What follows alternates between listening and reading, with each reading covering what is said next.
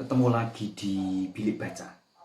Dan kali ini kita akan ngobrolin sebuah buku yang sangat spektakuler. Kalau edisi lalu di Bilik Baca kita membicarakan ini, sejarah Semarang. Maka kali ini kita akan meresensi sebuah novel yang sangat internasional dan sudah lama sekali karena dibuat pada abad ke-20, yaitu ini. Pembunuh di Balik Kabut, atau yang judul aslinya Why Didn't They Ask Evans, karya Agatha Christie, ratu cerita kriminal dunia. Saya besar dulu dengan membaca novel-novel seperti ini dan berusaha untuk membuat yang kayak begini, novel-novel detektif.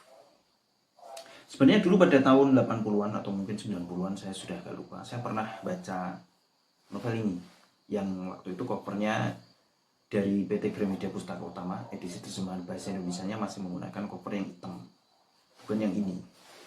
Tapi kemudian saya berpikir untuk membaca kembali cerita ini ketika saya nonton serial atau miniseri 2 episode Why Didn't They Ask Evans dari BBC kalau nggak salah ya, yang di sini bisa di streaming lewat Mula TV.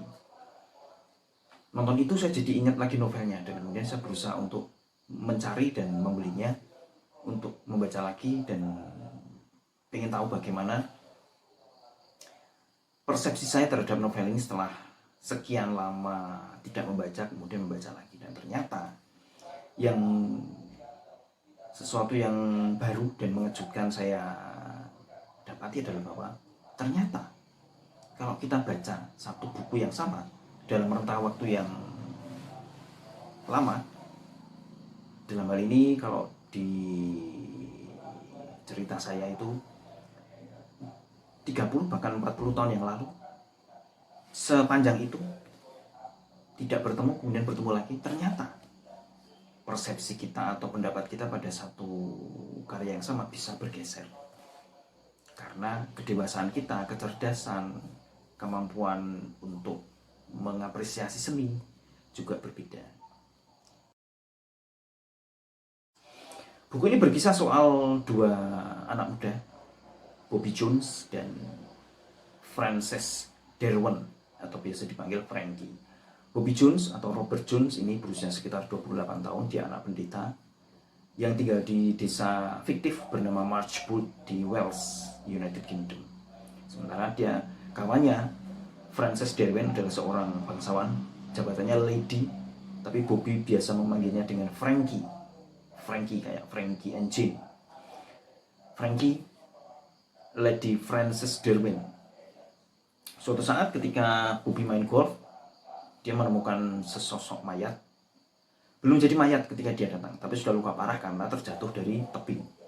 Ketika dia datang untuk membantu si korban, dia menemukan bahwa korban ini menyampaikan suatu pesan yang misterius, yaitu Why didn't they ask Evans? Mengapa mereka tidak memanggil Evans? Kemudian si korban meninggal. Dan kemudian setelah sekian lama berlalu, ternyata banyak sekali kejanggalan yang ada pada kasus itu.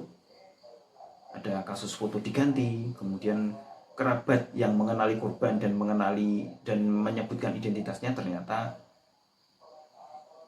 bukan mengatakan, tidak menyampaikan identitas yang sebenarnya, alias yang disampaikan sebagai identitas kepada polisi adalah identitas palsu.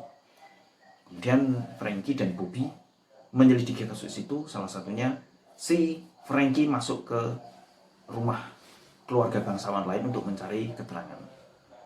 Dan kemudian mereka dari petualangan satu ke petualangan lainnya, mereka kemudian menjumpai bahwa kasusnya ternyata tidak sesimpel yang mereka kira selama ini, yaitu orang yang tewas karena tergelincir di tebing. Ternyata itu kasus pembunuhan yang berkaitan dengan hak waris dan penipuan atau penipuan hak waris. Dan itu berkaitan erat dengan perkataan yang disampaikan oleh si korban itu tadi pada saat terakhir ketika Bobby mendatanginya, yaitu Why didn't they ask Evans? Misterinya apa?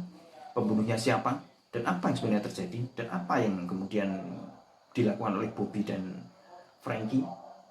Baca buku ini, novel ini, dan kita akan mengetahuinya. Wedding Day as Events merupakan novel ke-18 dari Agatha Christie yang waktu itu buku ini terbit bulan September tahun 1934 oleh Collins Crime Club. Jadi penerbit aslinya bernama Collins Crime Club. Dan kemudian itu tahun 1934, dan setahun kemudian terbit di Amerika Serikat tahun 1935, tapi judulnya diganti. Apa yang menarik dari novel satu ini? Yang pertama adalah sesuatu yang sangat saya suka, yaitu bahwa banyak hal dijelaskan dengan dialog. Banyak obrolan yang membantu kita memahami ceritanya, memahami karakter tokoh-tokohnya, dan segala hal dijelaskan lewat itu. Artinya pengarang tidak menempuh rute gampang dengan menjelaskan banyak hal lewat narasi pendek 1 atau 2 paragraf, tapi lewat dialog, dan yang mana menyusun dialog yang bagus dan tampak natural tapi efisien itu adalah suatu skill tersendiri. Jadi ini harus kita apresiasi. Kemudian semua hal sangat logis. Ini sangat harus dipelajari oleh para penulis muda. Kalau mau bikin novel yang logis, baca karya-karya seperti ini. Karakterisasi, pola pikir, dan reaksi para tokoh. Juga data dan fakta, dan koneksi di antara data dan fakta itu, termasuk segala prosedural, itu sangat logis. Prosedural penyelidikan polisi, prosedural pengusutan kasus pembunuhan, prosedural pemberian atau pengalihan hak waris terhadap kerabat atau keluarga atau sahabat, semua sangat logis, dan itu membuat kita jadi tahu, oh kalau di Inggris itu caranya kayak gitu. Jadi ini sangat menambah pengetahuan.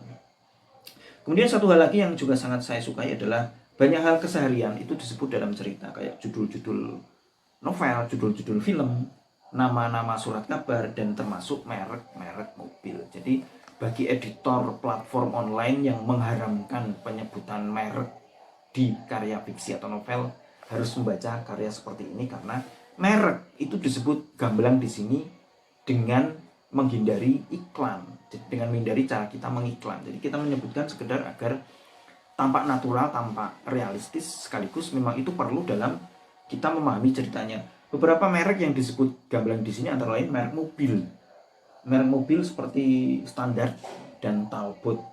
Sekarang sudah nggak ada lagi, kita nggak menemukan mobil merek Standard atau Talbot di sini, karena semua yang disebut di sini tentu saja adalah mobil-mobil yang ada pada tahun saat itu dibuat, tahun 1933, 1934. Sehingga kita membuat, pasti para penggemar otomotif kemudian menggoogle, mencari tahu Standard dan Talbot Cars pada tahun 1934 seperti apa. Jadi sekali lagi ini masukan bagi para editor platform bahwa menyebut merek di karya fiksi adalah keharusan, sehingga tidak boleh disensor atau pengarang disuruh untuk membuat merek plesetan. Misalnya Facebook jadi Facebook, Twitter jadi Twitter, kemudian Instagram jadi Instakilo, hanya agar tidak menyebut merek. Di sini merek disebut dengan gamblang dan apa adanya, bahwa itu tidak mengiklankan, tinggal frekuensi penyebutannya saja dan tidak perlu diulang-ulangi.